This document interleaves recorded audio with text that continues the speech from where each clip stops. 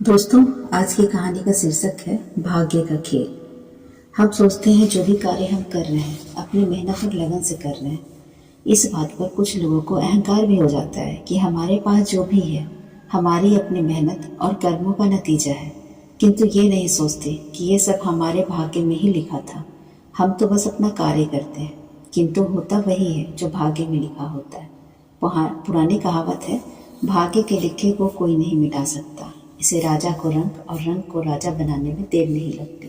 इसी विषय पर मैं आपको कहानी बताती हूँ। एक राजा था, उसका राज्य बहुत ही खुशहाल था। उसकी 3 बेटियां थीं। सब कुछ शांतिपूर्ण तरीके से चल रहा था। राजा की तीनों बेटियां अपने पिता से बेहद प्रेम करती थीं। एक दिन राजा अपने महल की छत पर टहल रहा था। सब और शांति थी। यह देख वह अत्यंत प्रसन्न था। कुछ देर पश्चात पता नहीं राजा को क्या सूझी। राजा जब दरबार में गया तो बोला, सभी लोग मेरा दिया हुआ और मेरे भाग्य का खाते हैं। सभी दरबारियों ने हाँ में हाँ मिलाते हुए कहा, जी महाराज, हम सभी आपका दिया और आपके भाग्य का खाते हैं। राजा उनकी बात सुनकर अत्यंत प्रसन्न हुआ। तभी दरबार में उनकी बेटियां भी आ गईं।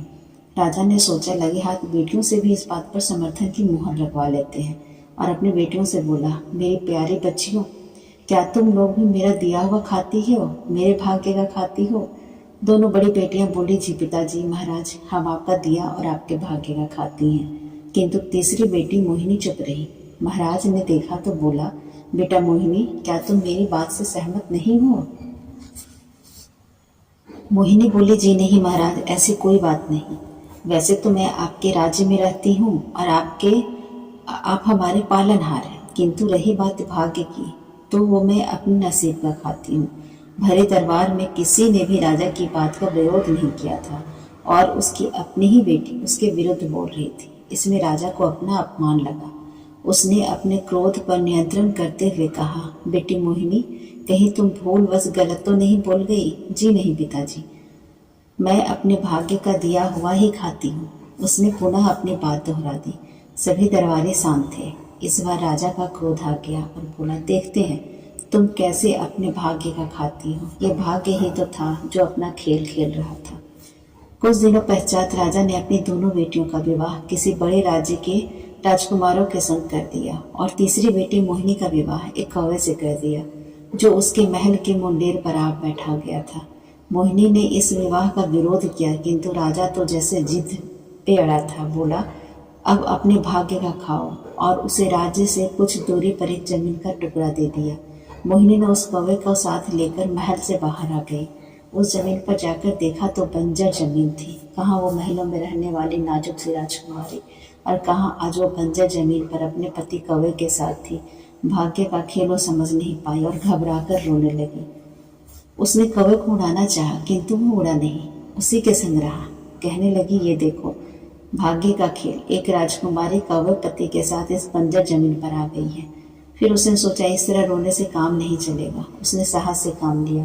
पहले तो वो नदी के किनारे गई, स्नान किया, पानी पिया, और उस कौवे को एक टीले पर बैठाकर समीप के बगीचे से कुछ फल तोड़ कर लाई और अपने पति को भी दिए। तभी तेज हवा चलने लगी।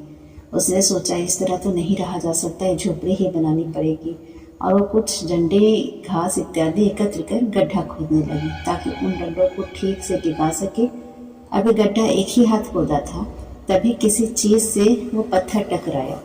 अब तो मोहिनी की उत्कंठा जागी, और उसने और गड्ढा खोदा। खोदते खोदते उसे शाम हो गई। उसमें से एक बड़ा कलश निकला, जो स्वर्ण और सरसों से भरा पड़ा था। अगले दिन राजकुमारी ने वहां महल की नींव डाल दी, और कुछ ही महीने में उस स्थान पर अपने पिता से भी बड़ा सुंदर और शानदार महल खड़ा कर दिया। इस बीच वो कौवा हमेशा उसके संग रहा। अब तो राजकुमारी को अपने उस कौवे पति से प्रेम भी हो गया, और दोनों संग संग रहते। एक दिन मोहिनी ने प्रेमवश आवेश में आकर उस कौवे को चूम लिया। उसके चूमते ही एक चमत्कार हुआ। वो कौवा एक बहुत ही सुंदर राजकुमार में बदल गया। तब उसने बताया, मुझे अपने सुंदर होने पर अहंकार था। एक दिन मैंने उसी अहंकार में जादूगरनी का अपमान किया। तब उस जादूगरनी के श्राप से वो कौवा बन गया था, और तुमने इस बदसूरत कौवे को प्रेम करके उसका श्राप तोड़ दिया। ये सभी बातें मोहिनी के पिता के पास भी पहुंची, और वे सब देखने स्वयं अपनी बेटी के महल आया। और उसका ठाट बाट देखकर अचंभित रह गया और राजकुमार से भी मिला।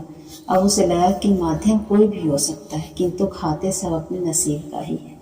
अब राजा ने उस राजकुमार से अपनी बेटी का पुनः विवाह करके उसके राज्य के लिए खुशी खुशी विदा कर दिया।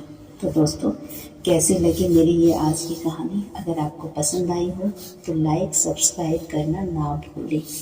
बहुत बहुत धन्यवाद।